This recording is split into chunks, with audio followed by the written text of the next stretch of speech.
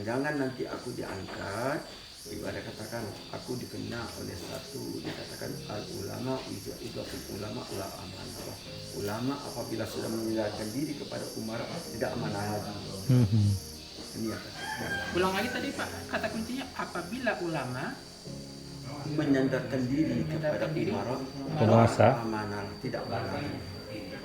Dua kali pendirian beliau yang tidak bisa dirubah. Bisa dirubah. Apa aja? Yang pertama waktu berkunjung ke Jepang bersama dengan Bapak Daulah Sidi. Satu. Yang kedua memang di waktu terjadi beliau konfrontasi sedikit pikiran dengan Menteri Agama Bapak Kedua Negara. Dia sudah menyatakan sebelum dia diangkat menjadi ketua MUI oleh Pak Soeharto, dia tawarkan 3 masalah. Jadi hari ini kadang-kadang masalahnya apabila suatu pekerjaan sudah terbuat, mintalah MUI untuk mencari jalan untuk dihalalkan.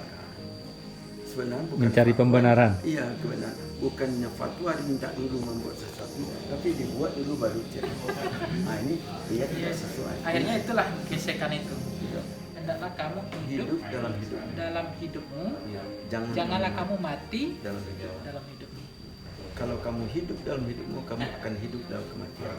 Tapi kalau kamu mati dalam hidupmu, kamu akan mati dalam kematian. Bekerja jangan sebarang bekerja. Kira pun bekerja. Berarti Berumur. Memang Rasulullah kan pernah juga berumur dengan sahabat-sahabatnya. Yeah. Pernah pada suatu hari Rasulullah waktu berbuka makan tamar sama-sama dengan sahabat. Kemudian malah sahabat mempermainkannya. Segala biji tamar itu diletakkan di depannya Rasulullah. Kemudian, apa kata sahabat? Rasulullah sungguh sangat lapar. Coba lihat biji tamarnya sangat banyak. Kita tidak ada. Jawab Nabi, sahabatku sangat lapar. Habis biji tamarnya. Aku tidak tahu.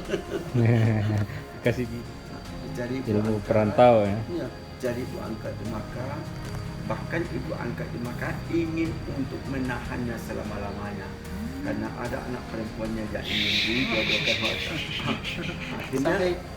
sampai segitunya dia senangnya sama beliau. Lahirlah buku di bawah Ridwan Ka'bah. Oh itu cerita.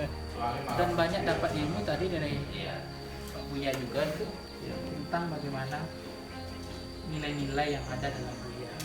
Yang salah satunya tadi adalah pendiriannya itu tidak goyang. Iya betul. Tapi sahabat karib, dia bisa semua segmen itu bisa bergaul.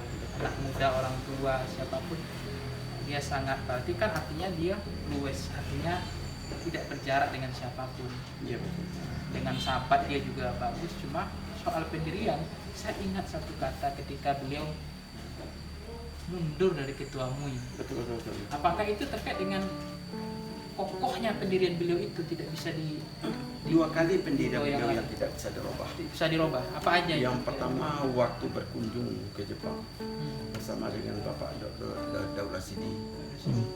Jadi ada 2 pendirian Buya yang tidak bisa goyang, tidak bisa ada tawar menawar. Ya, pertama waktu berkunjung ke Jepang sama Bapak Daulah Sidi. Sebelum masuk ke gedung pertemuan di Jepang, ada patung Shinto yang harus dipegang kepalanya. Pegang kepala Shintonya Ya, untuk masuk. patung baru masuk ke ruangan. Kalau nggak dipegang nggak boleh. Itu boleh. Lalu Buya Jadi Buya nggak mau. Jadi orang tawarkan, pegang saja Buya sebagai toleransi kita kepada rumah.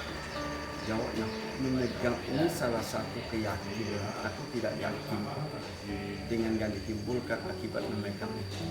Kalau memegang ini hanya ibarat sebagai ibarat memegang suatu induk tangga misalnya. Tapi karena berhubungan dengan keyakinan ini saya tidak mau. Sampai menghormati tuan rumah aku diundang datang. Tapi karena ini termasuk bagian satu keyakinan, aku tidak yakin itu. Satu. Yang kedua memang di waktu terjadi beliau konfrontasi sedikit pikiran dengan Menteri Agama Bapak Kedua Negara. Dia sudah menyatakan sebelum dia diangkat menjadi ketua MUI oleh Pak Soeharto, dia tawarkan 3 masalah.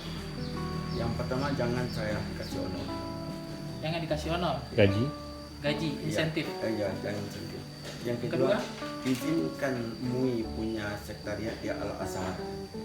Jadi MUI Al-Azhar. punya sekretariat di Al-Azhar. Kebayoran ya. Istiqlal. Yang ketiga, apabila terjadi pertikaian pendapat, dia tidak dibenarkan fatwanya, izinkan dia berhenti. Itu sudah diajukan. Iya, diajukan sebelum dia menjabat sebagai ketua MUI itu. Iya. Kemudian ketiga-tiga ini seakan-akan terjadi. Pertama sekali memang dia tidak mengharapkan honor. Berarti artinya Buya itu sudah punya feeling prediksinya itu tajam ya dia membaca. Mungkin Basyirota di hati ya. Iya. Ketika beliau menjadi ketua ini dia sudah tahu risiko-risikonya. Sebab di waktu dia angkat menjadi ketua MUI ada kemenakannya hanya anggota DPR yang dibacanya innalillahi wa inna ilaihi raji'un. Ketika mendapat jabatan amanah. Iya. Innalillahi wa inna ilaihi. Apa sebabnya? Bukan alhamdulillah ya. Dengan hari ini aku diangkat berarti kakiku sudah tidak sebelah. Nah, dan jangan nanti aku diangkat, ibadah katakan aku dikenal oleh satu dikatakan al ulama itu ulama amanah. Ulama apabila sudah menyerahkan diri kepada umar tidak amanah lagi. Ini yang katakan. Ulang lagi tadi Pak, kata kuncinya apabila ulama Menyandarkan diri kepada diri. umar Penguasa. amanah tidak amanah. super luar biasa ya. Itu menurut saya kata-kata yang dahsyat itu. Ulama ya sudah menyandarkan diri kepada umaro Tidak amanah. Penguasa. penguasa, maka dia tidak akan. Itu pikiran saya udah kebayang hari ini. Sebab yang sebenarnya kita lihat al-hadis simfani min ummati iza salat bila iza fasadat fasadat al-ulama wal umara. Dua golongan dari umat apabila ACC aku keduanya baik dan baik, tapi apabila sudah terjadi sangka ketika yang keduanya rusak lagi. Siapa tu? Ulama wal Umaro. dalam bahasa Arabnya waw itu namakan waw ataf. Waw ataf. Jadi artinya maktub bersandarnya umara kepada ulama, bukan ulama yang bersandar kepada umara. Ya, ya, ya. Mantap. Karena kita bersandarnya Ini jangan dibolak-balik ya. Ulama yang bersandar ke Umaro. Ya kan? Harusnya ya kan? iya. Bukan. Umaro yang bersandar ke ulama. Jadi hari ini kadang-kadang masalahnya apabila suatu pekerjaan sudah terbuat, mintalah MUI untuk mencari jalan untuk Jalan. dihalalkan. Sebenarnya bukan Mencari fatwa. pembenaran. Iya, benar. Bukannya fatwa diminta dulu membuat sesuatu, tapi dibuat dulu baru jadi. Nah ini lihat tidak sesuai. Akhirnya itulah gesekan itu. Jadi akhirnya waktu terjadinya karena hendak Bapak Al-Sam dalam toleransi beragama, diadakan Natal bersama. Sama-sama ya. Buya menolak Natal bersama. Dikeluarkannya fatwanya Natal bersama punya halal. Akhirnya dia dipanggil Menteri Agama Pak Ramsa. Buya, tolong cabut fatwa Buya demi toleransi kita. Apa jawaban Bu ya? Kertasnya bisa saya cabut, tapi fatwanya tidak.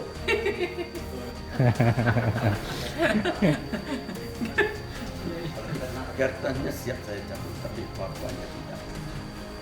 Apa kata? Kalau demikian ya, saya akan berhenti jadi menteri agama kalau dia tidak cabut. Lebih baik saya berhenti dari ketua MUI daripada menteri itu. Lebih baik saya berhenti dari ketua Dari daripada MUI, dari bapak menteri berhenti jadi menteri. luar biasa. Dan beliau sendiri tidak mau mengorbankan karena dia tahu posisi menteri ini. Tidak mau menyalahkan juga. Dan akhirnya dia berhenti. Pak Alam Shah ya menterinya. Iya, Pak Alam Shah itu Kebajikan. Itu menteri Agama. Menteri Agama di era Dari militer. Ada Soeharto. Iya, suatu. Berarti begitu hormatnya Pak Alam Shah waktu itu berarti ya. Beliau angka mau mengorbankan itu. Itu salah satu yang akhir-akhir itu.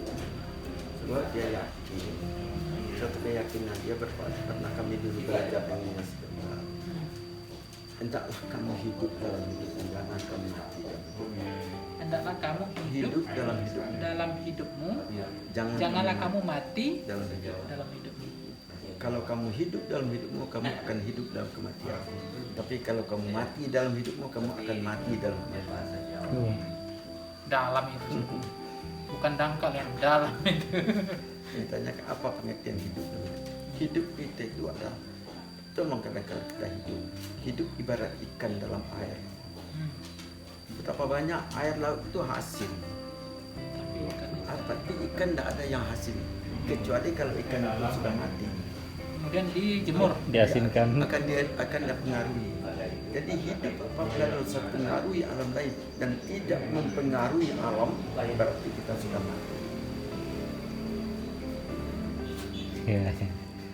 Yang kedua, nanti kalau kita hidup dalam hidup kita harus ihfaz nafsaka qabla mautika zikra. Karena inna zikra lil insani tolong engkau titipkan satu cenderamata indah dalam hidupmu untuk orang yang meninggal. Nanti kamu akan hidup dengan kematian. Ada Cenderamata itu apa sebenarnya? umpamanya dengan amal, dengan pikiran, dengan tenaga harus kita perbuat. Itu yang akan dikenang. Nah itu harus diperbuat, apalagi didorong oleh iman dan amal. Ada yang diperbuat tanpa diminta pun orang ini sekerja ini diperbuatnya. Ya beliau kadang-kadang di hari ada orang yang kita lihat ingatan itu menazikir jasa itu lebih panjang dari umur yang pertama. Jasa Lebih panjang dari umur yang pertama. lebih panjang pada umur pertama. Karena inna zikra lil insan Ini starting pointnya. Ini suaranya nanti kedengaran ya? Nah, jadi jasa itu kan lebih panjang dari umur yang pertama. Yang kita perbuat itu di lantaran itu kita hidup di dalam kematian. Berarti setelah kita mati sebenarnya umur kita lebih panjang lagi. Iya. Nah itu yang dikatakan dengan al hayatu fil maut. Dan buktinya memang Buya sampai sekarang umurnya panjang, nggak ada sampai mati. Iya. Nggak ada dia hidup. Begitu hidup terus. kita meninggal, kita hidup kembali. Hidup dengan jasa-jasa, hidup dengan hasil karya kita, hidup dengan hasil goib kita. Nah, inilah yang harus kita buat. Tapi kalau kita diam, hidup kita hanya dipengaruhi, hidup kita tidak pernah berbuat, dipanggil kita tidak berbunyi, diundang kita datang, sama kita dengan hidup kita mati. Akhirnya kita tidak berapa-apapun. Tapi apabila kalau kita mati, ya betul-betul mati, tidak ada ingatan orang lagi. Iya, karena berarti dia tidak lebih panjang daripada umur yang pertama. Iya. Kemudian dia apa yang menjadi selain itu nilai-nilai keteguhan, kira-kira apalagi nilai humoris Buya ada di angka waktu itu orangnya Humoris. bisa humoris. Humorisnya banyak yang kita tulisin. Di antaranya itulah bekerja jangan sembarang bekerja. Kira pun bekerja. Berarti itu pernah saya dengar di mana-mana itu jadi poster gitu. Kalau hanya sekedar makan pun makan. Kalau hanya sekedar makan, babi hutan juga makan. Makan sekedar makan kan, kalau sekedar makan. Iya. Hidup dengan sembarang hidup. Banyak hewan yang hidup. Hidup jangan sembarang hidup. Hewan juga hidup. Hidup juga hidup. Jadi umur-umurnya ada, tapi nilainya itu sungguh besar. Maka dengan sahabat pun dia pernah berumur.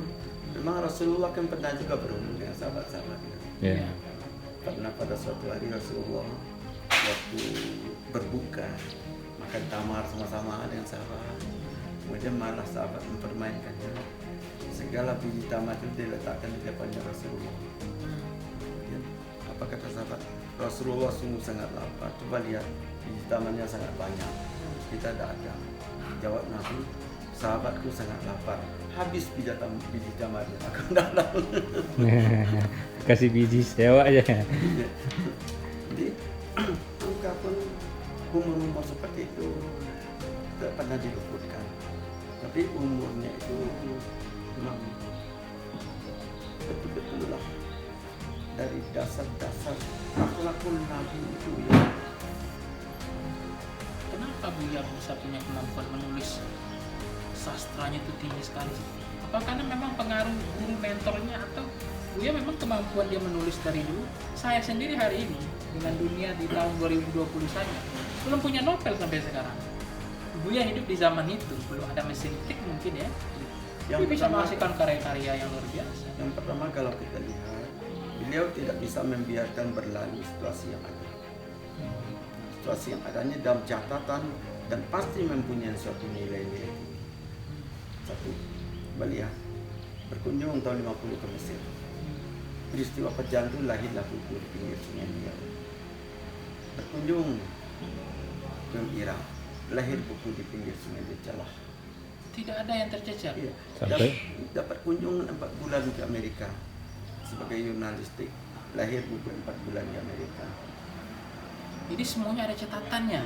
Dan kemudian Maka berkatakan lebih tajam ya pulpennya ya. iya, bahkan perjalanan di waktu kecilnya menyeberang melintasi rimba-rimba bukit ini, bertemu dengan harimau pun dituliskan dalam kenangan. Tiap hari maupun dituliskan. Iya, bertemu dengan harimau pun dituliskan. Nah, kemudian waktu bertemu dengan Belanda, waktu itu dan Belanda dia terpaksa bersembunyi dalam lubang tanah, dalam air, sembunyi. Akhirnya badannya ini sudah digigit lintah, ditulis juga dalam bukunya. Dan kemudian waktu dengan teman-temannya dihargai. Perpanjang dia didik tabligh school. Tabligh school. Tabligh school tempat mendidik para pemuda untuk bertabligh. Tabligh itu dia kumpulkan bernama buku Kitabul Umam.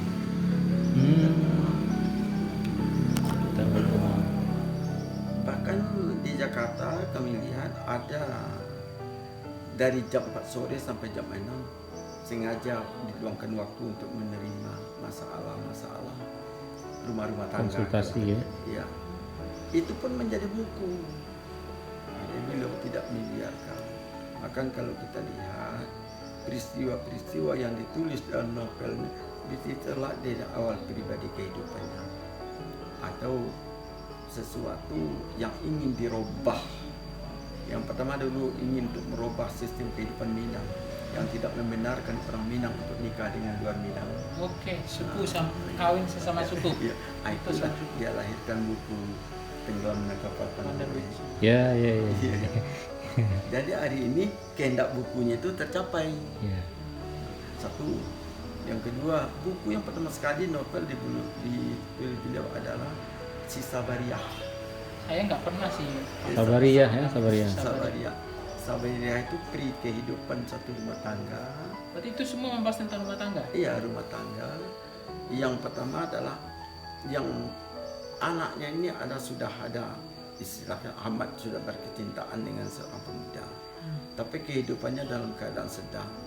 Akhirnya setelah jadi rumah tangga, datang orang lain yang punya harta. Lebih berpunya. Lebih berpunya. Siaplah orang tua dari perempuan tadi mencari kesalahan supaya Terjadi perceraian. Ini ditulisnya. Kayak sinetron ya. Itu kalau penulis skenario ya. Iya, iya. Skenario dalam film-film kan ada. Tapi akhirnya bagaimana kemelaratan yang terjadi bagi keluarga tersebut setelah anaknya berhasil dipisahkan. Nah itu jadi ditulis juga. Ada satu lagi yang ke negeri Delhi ya. Iya, merantau ke Delhi. Ah, iya, Delhi. Merantau ke Delhi. Merantau ke Delhi asalnya waktu beliau telah pulang. Dia berangkat umur 19 tahun ke Makkah. Tiba di Makkah, berangkat dengan tidak diberitahukan kepada ayahnya, hanya kepada nenek. Nah, jadi beliau tuh minggat dari rumah, perginya ke Mekah. 6 bulan hilang. Hilang. 6 bulan. Tapi bagi keluarga waktu itu udah hilang. Kenapa? Belum keluarga lagi. Iya, masuk dulu keluarga besar. Iya. Dia hilang nggak ada kabar kemana. Tidak diberitakan, itu ayahnya mengatakan si bejang jauh. Sengaja. Jalan. Akhirnya baru ada dikenal ayah setelah dia kembali dari Makkah, mulai menulis di majalah-majalah Suara Muhammadiyah dan pedoman masyarakat. Baru dibaca ayat, oh Malik di Medan, tolong jemput. Kemudian setelah dia kembali, dalam kapal pun dia sangat menjalankan satu falsafah hidup. Kalau anak pergi berkepokan, you beli belanak beli, kain panjang beli dahulu. Itu. Kalau anak pergi berjalan, ibu cari busana cari, induk semang cari dahulu. Jadi kalau kita berjalan atau merantau, Ayo, cari dulu induk semang. induk semang. Kayak saudara angkat atau ayah saudara angkat. angkat. Iya. Jadi sebelum pergi ke Makkah, dalam kapal 2 bulan perjalanan, dia sudah ada bertemu dengan salah seorang keluarga dari Jawa, pergi naik haji juga. Hampir Malik ini dianggap anaknya karena bagus pergaulannya. Sampai makan dalam sama 2 bulan pun ibu dan anak sampai yang menjaminnya. Luar biasa. Angkatnya. Iya, ibu angkatnya. Sampai di Makkah masih Ini- dicari lagi ibu angkat. Nah, dicari ibu Ilmu angkat. perantau ya. Iya, cari ibu angkat di Makkah. Bahkan ibu angkat di Makkah ingin untuk menahannya selama-lamanya. Karena ada anak perempuannya yang ingin dijodohkan Makkah. Akhirnya iya, Sampai segitunya Iya. dia senangnya sama Buya. lahirlah buku di bawah rinduan Ka'bah. Oh, itu cerita. Asbabul Khurudnya, Asbabul Urut. Oh ya. Kalau nuzul itu Al-Quran. Iya, dikoreksi lagi Ashabul Asbabul. Asbabul Khurud. Urut. Asbabul Khurud. Khurudnya. Khurud. Ini. Jadi dia pada waktu bahkan dia pun sebenarnya saya amat khotat ke bawah ini nih, karena kebagusannya dia ditahan oleh orang Arab, tinggal selama-lamanya. Waktu Hamka Malik ingin juga ditahan, bertemu dengan Haji Agus Salim.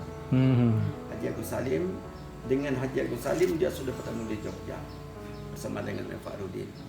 Melihat semangat angkatan muda yang satu ini, Haji Agus Salim tidak membiarkan dia harus tinggal sebagai pahlawan di tanah air yang aku tidak sempat berbuat dengan kamu. Dia tinggal bertemu di Makkah. Malik, kamu ingin tinggal di sini? Tidak boleh, harus kembali ke kampung. Kampungmu lebih membutuhkan kamu dari Makkah. Iya. Karena keinginannya waktu itu patuh juga kepada salah satu tokoh yang telah memperbaiki jiwanya. Ya kalau itu biarlah saya pulang.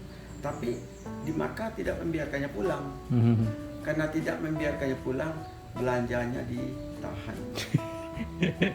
Ditahan.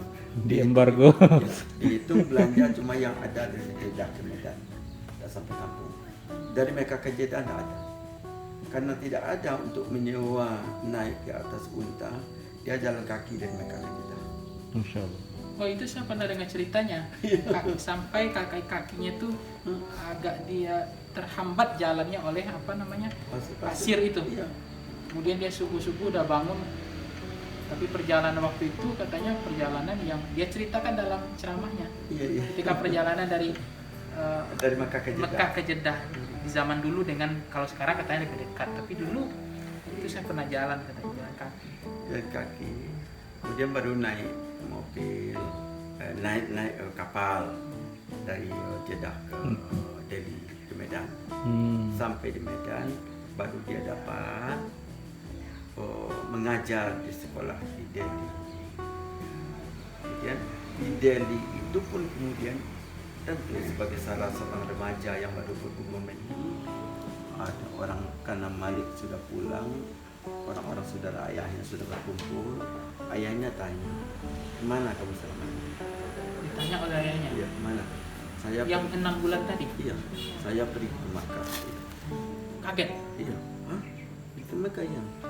Kalau kamu pergi ke Makkah, kamu sudah naik haji lah, mana jubahmu? Karena waktu kan jubah. Juga tanda pulang dari haji. Iya, dia tundukkan kepala. Maaf ya, jubah tidak ada uang.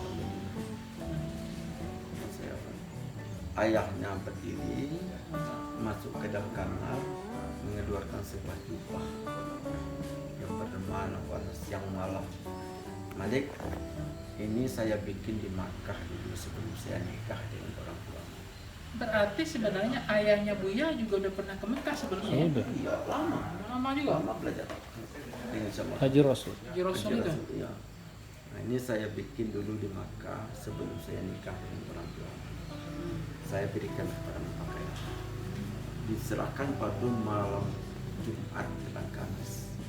Besok hari Jumatnya dia disuruh khutbah di masjid ayahnya ini. Mana masjidnya di sini? Di sini kira-kira 500 meter. Masjid apa nama? Masjid Inyat DR. Masjid Inyat DR. ini. Itu khutbah pertama beliau naik haji setelah pulang dari haji. sebelum itu sudah ada juga. Coba pulang haji itulah pertamanya. Beliau dia khutbah. Padahal sebelum dia pulang dari Makkah, waktu dia khutbah hanya banyak yang hafal pidato-pidato. Orang bilang baru dia bisa berpidato, untuk berkhutbah belum bisa. Tapi kemudian setelah dia pulang, baru dia khutbah apa orang mendengar. Apa penilaian orang setelah hasil kurban? Kalau seperti ini Malik berkhutbah, meninggal pun ayahnya kita tidak usah takut lagi karena ibu sudah hampir sama dengan ayahnya.